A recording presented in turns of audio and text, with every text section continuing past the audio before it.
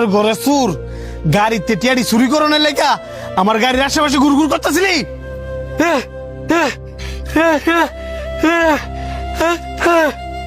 ওমা সুরে দিয়ে আবার মায়ের খাওয়াতে বাসনের লেখা বুবার অভিনয় করে।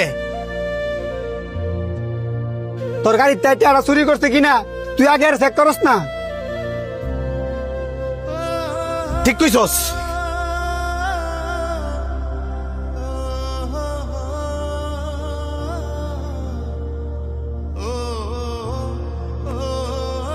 এটা কি কি ভাগ্যিস বালা আমি গাড়িটার দিকে তাকাইছিলাম আর নয়তো দেখাই টিয়াডি লয়ে ভাগ লইলে।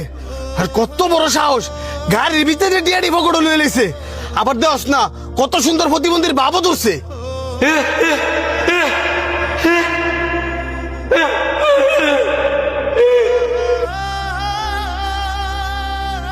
দেখছস দেখছস এই সুরের অভিনয়ের মধ্যে ধরা পড়ছে। হ্যাঁ একবার কিন্তু নিছি আর একবার কিন্তু নিছি না। ক কত টিয়াগুলা কেন চুরি করছস ক? হ্যাঁ কত বড় সাহস। হ্যাঁ আমার গাড়িতে টিয়া চুরি কইরা আবার আমার গায়ে হাত তুলছে। ধরে রে।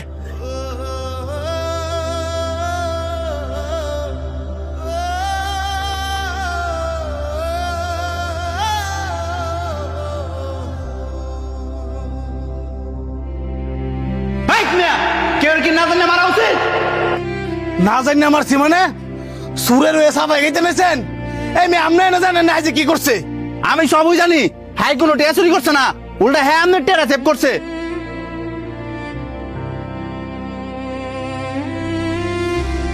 সেভ করছে মানে উল্টা দিয়ে হাই টিয়া গুলা গাড়িতে চুরি করিয়া হেয়ার পকেটের ভিতরে পড়ছে। আমি তো এই টিয়া গুলা হেয়ার পকেটে দিয়ে পাইলাম। হেয়ার পকেট তুই তো পাইবেন সুরের ল কারাকারি করিয়া সুরের তেটিয়া দিলে হেয়ার পকেটে রাখছে আপনার ফেরত দুনের লাগিয়া। আর এতক্ষণ আপনার অপেক্ষা করতেছিল।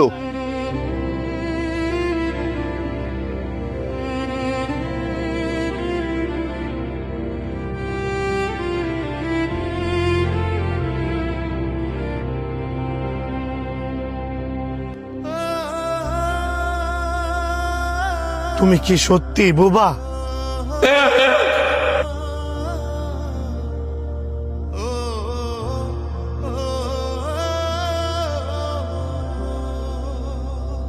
কেউ রে দোষারোপ করার আগে বালা করে যাচাই বাছাই করা উচিত যে আসলে সে দোষী কিনা।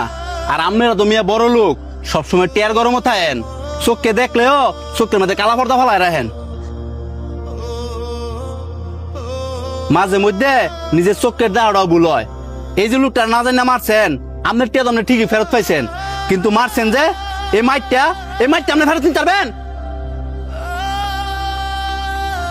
এই যে লোকটা একজন বাক প্রতিবন্ধী, আপনারা দুজন যে ওনারা মারছেন, এই লোকে যদি আপনাদের মাফ না করে, আপনারা জানেন স্বয়ং আল্লাহ আপনাদের মাফ করতো না?